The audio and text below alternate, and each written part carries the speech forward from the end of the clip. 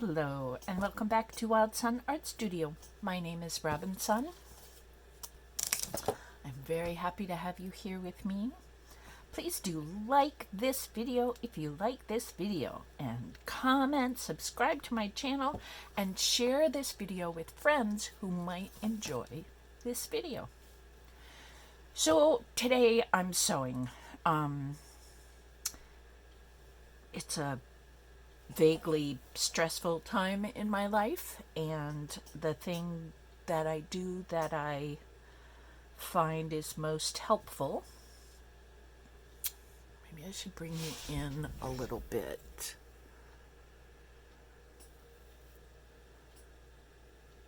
I think I did that right. The thing that I do that helps me out the most when I am feeling all discombobulated is to, where are my hands? There they are. Is to sew. And there's something about sewing on polyester felt that it's kind of like kindergarten drawing. Like, I'm not expecting a lot out of myself if I'm using polyester felt. Not that there's anything terribly wrong with it, but when you work with wool felt, and I will leave a link to my wool felt provider down below. She has the most wonderful colors, and it's just really special stuff. Anyway, I sew on polyester felt when I'm just working stuff out in my head and my heart. So that's where I am today. And I just thought that I would share this with you because I am going to be teaching a class on this very technique very shortly on the 10th of January 2022. And I'm teaching through the Camden Public Library, which is fantastic. They are a 5-star library in Maine, which is kind of cool. I think my friend Amy told me they are the only 5-star library in Maine, and so it's a very exciting award that they have just recently been given and they have received. So that's kind of super special about them. But one of the things that makes them so wonderful is this program they have every January called Jumpstart January. And if you live here in the Northeast, there's something about all this. The light is very, very different. It's pretty dark. Not that we're the most northern place in the United States, but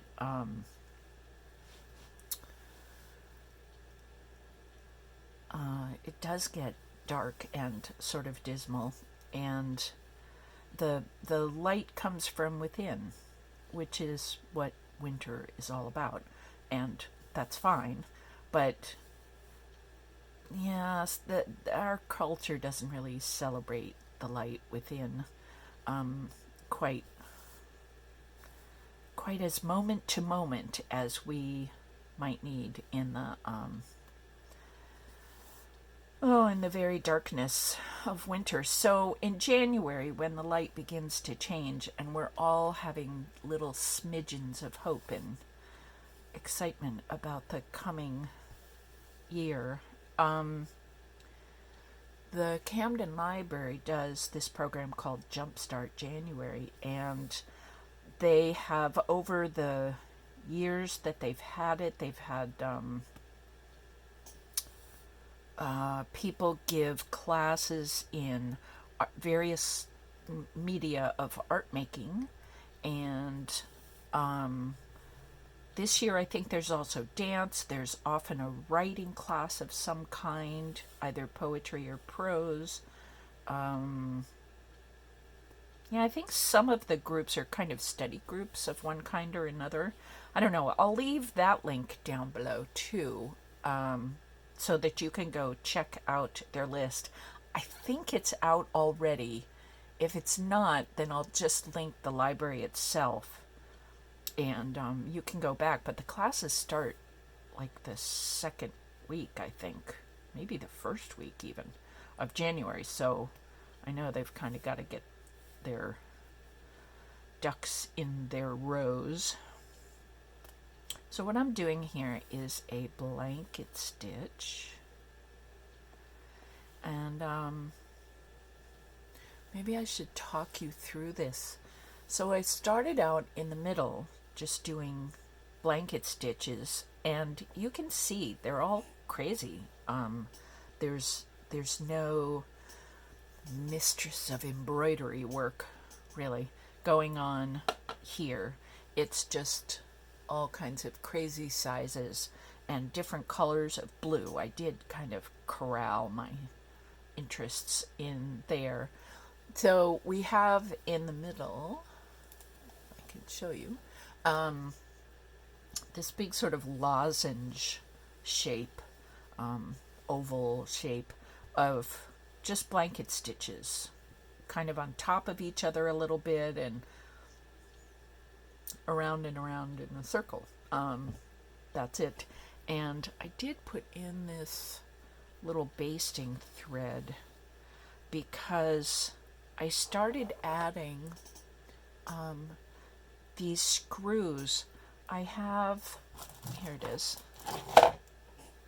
I bought a hinge, and this isn't my idea, but it's a fun idea. There we go. Doesn't this kind of look like a book? So I want to figure out a way to put a book, and I was thinking I could put brads through do a pamphlet stitch book and put brads through the covers, you know, here. I don't know. It's going to take a little, maybe I could put that on video too. It's going to take a little finagling of the spine on this is so big, and the book has to be able to rest comfortably closed and also open easily over the lump of this. So I'm going to have to play with that a little bit. Anyway, I had this hinge, and of course what you're supposed to do with hinges is screw them into, I don't know, the wall or the wood or the whatever you're working with. And I knew I wasn't going to use them for the hinge because, I mean, the book part, the hinge part. So, because I'm not screwing the book into the wall. So I thought I would just use them as shiny, glittery something. But I was only working on this one piece of black felt, so that's why I had the basting thread, because I wanted to get this together so I could start stitching, you know, through both sides and really get this planted down. And then I got a little bored. Well, that I got bored before before I put the screws in, and I started with a bunch of straight stitches, and then I thought, well, I've been going in a circle, so that makes sense to follow the curve of the lozenge here, but then I thought, oh well, maybe I should go straight, so I went straight. Yeah, and so now I'm just making a big mess on the felt, which is fun. And this is a chain stitch, and I must have seen something that had, oh, I was working on one of the hearts I've got going, the corazon I have going over on, where is that? On Instagram, has this sort of matisse-like flower. No, it wasn't this one. La la la, I'm not going to find it. Well, that's very sad. Anyway, sorry. There. Go. We'll figure you out later. It had these sort of leaves that came out from behind the heart. If you go to Instagram, my Robinsunne Instagram, I'll link that too. You can see that I've been posting every day. So then I saw this through, I have this bank of clear plastic drawers in front of me, and I could see this. You ever get those chocolate coins? These were chocolate coins that actually had completely decent chocolate in them. They were at, for those of you who might be local, fresh off the farm, which is kind of a natural food store. And so I put that on. It's supposed to be Lady Liberty. I don't know if you can. That's just too much shine. There, can you see there? Like on the back of a quarter or $50 or something. So that was really pretty. And I thought it would go with the gold for there. And I was going to put it down, way down here. And then, yeah, I just liked it up here. And I started doing some more blanket stitch right here for no particular reason other than to fill the space. And this is one of those wrappers that you get around embroidery floss. That's what this is. And I just thought the little barcode was kind of cute. And then I started filling in a few more straight stitches. And then I thought, no, let's go back to these blanket stitches. So here I am back at the blanket stitch, which is actually very nice because it's cold. It's cold all over the United States pretty much. Well, that's not exactly true down south. There are some places I've heard in the news that are, like in the 70s or whatever. And so yay for them. There's a reason why people are snowbirds and they leave Maine in the winter. And they go south to where it's 70 degrees. What a great idea. So anyway, I thought the blanket stitch would be a good idea to go back to that and have dreams of being very warm, which happens now and again during my day, but not all the time, and I have to kind of watch it that I drive my car enough so that the battery stays full and charged. And now you can see I'm getting into the way of these screws as I sew. So that's what happens when you don't plan things. Now I've gotten a little too tight on that stitch, so I'm going to loosen it. And then I can pull tight on that one. I mean, not really tight. The one thing about sewing on felt, of course, well, the way I'm doing it, you can put it in a hoop, but I often don't put felt in a hoop. And so that means I can yank a little too hard on the thread, and that will then kind of warp the fabric itself. Now I'm finding that, wait a minute, I'm trying to loosen the thread a little there. I'm finding that this does pull a little, but as soon as I set it on the table and kind of use the warmth of my hand to flatten things out a little bit, I can get it to lie flat again. So that's great. It leads me to think I've been making a bunch of these lately because it's Christmas time and that's what I do at Christmas. And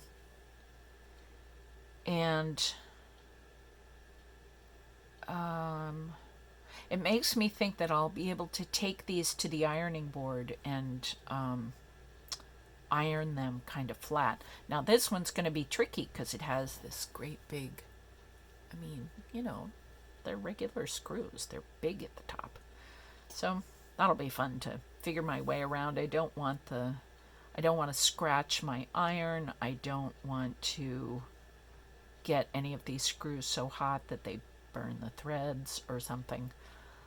So I think what I'll do is maybe for this one anyway, put a couple of layers of felt down and then turn this over so that the thickness of the thickness of the top of these screws can kind of push into the layers of felt, and then I'll iron it from the back side. That'll also keep me from melting this or melting this, which is now, these used to be paper and now they're plastic. So that's too bad in my opinion, but we work with what we've got. Yeah, so this is a blanket stitch. We're basically making a little square if you don't know, if you haven't done this. So we come up at the top of the square. So there is the thread that comes up at the top. And I'm going into the square of the blanket stitch below. But on some of these stitches, in some of these places, I've gone just above this top line. So let me see if I can do that. So I've gone in there. But with these, I've been going into the square. And then I come up. So there. I come up right there. And the thread is underneath, so it's going to loop around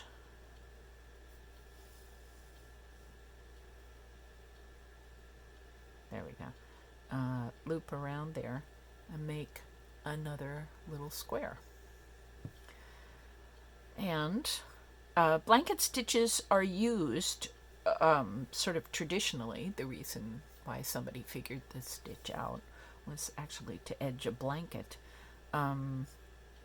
You know, like if you had a wool blanket or, well, I guess even cloth quilts. And especially if you do them kind of tight together, they end up looking and being like a buttonhole stitch. And the edge of a quilt often gets a pretty big beating when you use a quilt a lot. So this is I think a very easy stitch. You know, if some of along the edge of a quilt, if some of the blanket stitch comes undone, you can just go right on top of it and do another row of blanket stitches, and so the mending is pretty easy. I think the mending is pretty easy. Thimble time. I like thimbles. Some people don't, which is totally fine.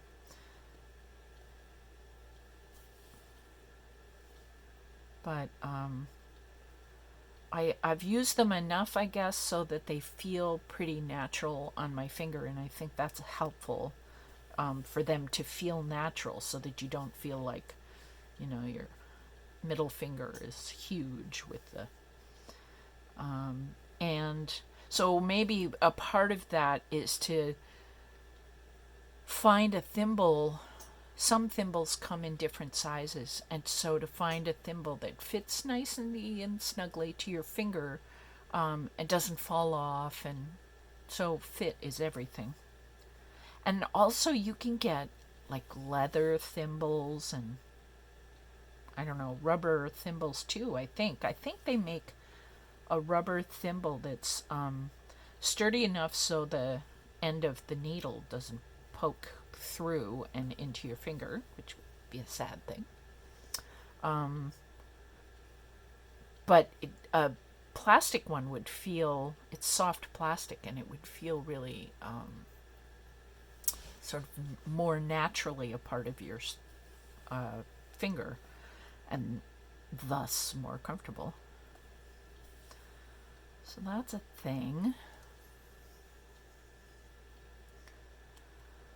And I find that the low stress of working on polyester, I'm probably not going to show this in any local museum anytime soon, or, ever. This is really just for me. This is just to give my hands some very sweet work to do while the chaos of the holidays reigns around me. I really tried to do it differently this year, and I failed. So that was actually pretty hard. So I, when everybody left, I came in here and started sewing. And it calmed me right down. So there's something lovely about working on a piece that doesn't matter. It doesn't have to be gorgeous. It doesn't have to impress anybody. It doesn't have to, the stitches don't have to be even. I don't have to be a mistress embroideress. It can just be a mess. But there's something about working my hands, and yeah, it just calms me down. So it's wonderful. And I like the colors. Oh, so at the library, we're going to be working on a couple of things. And, ooh, more thread. How lovely.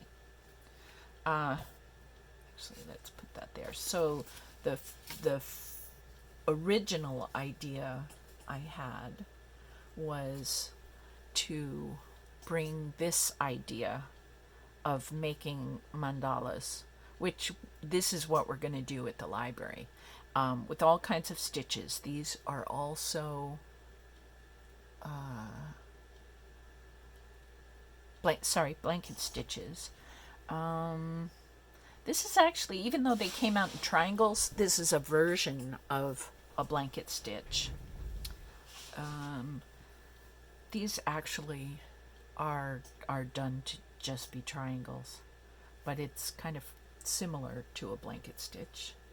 So anyway, I was working on this one, and that one was very fun.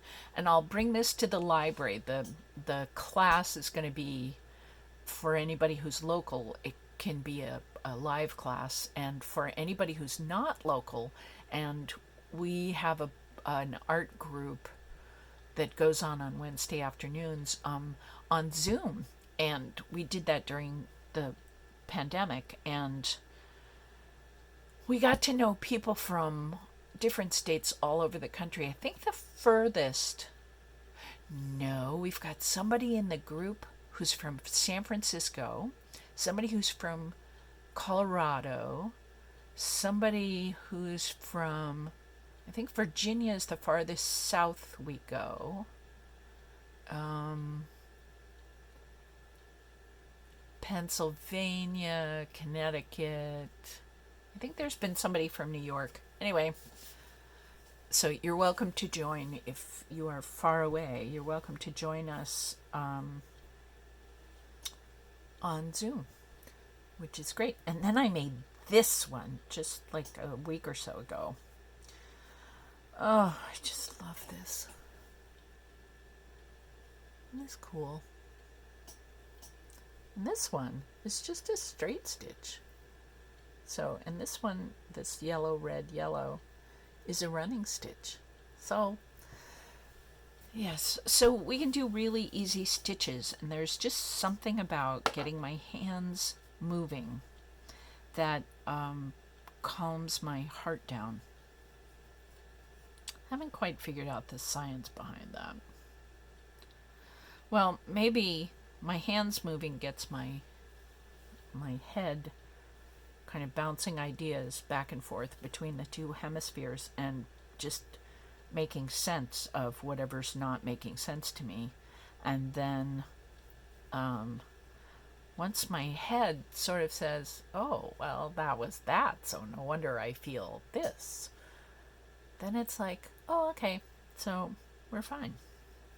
All right, now I have to end this thread without losing pieces. And because these are going to end up being wall quilts or whatever they're going to end up being, I don't have to work very hard, I think. Stitching off on the back, it's not going to get, it's not like an actual bed quilt that would get tugged and pulled and get lots of energy and excitement. So this is just going to sit like in a box or on a wall, very quietly, and nobody's going to be tugging on it. So maybe I will come back. It's hard to talk and get much sewing done, but as this progresses, I want to do this little tight, either a stab stitch or a little mini blanket stitch, sort of a buttonhole, or a whip stitch, or I don't know, something around this edge, so that the black felt is really sturdy and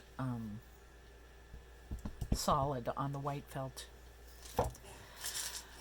So this is what I wish for us today, and on any day that you happen to be seeing this video. Look at all those sparkles when the video's up close. Is I wish you solidity and calmness so that you can think. I wish you time to make art in whatever way you would like to make anything visually pleasing. And I wish for us all to have a place where we don't have to be perfect, and we can make a big mess, but it's just really fun, and it gets our brain moving, and it's just nice. It feels good in our hands, and sometimes feeling good is the most important thing. I don't mean like, let's go be crazy. I just mean like, I feel calm looking at something I made and feel proud of. All right, so I wish us all that stuff. And I blow these wishes out across the world to all of you. And I wish you a beautiful, happy new year filled with gorgeousness and peace. See you next time. Bye.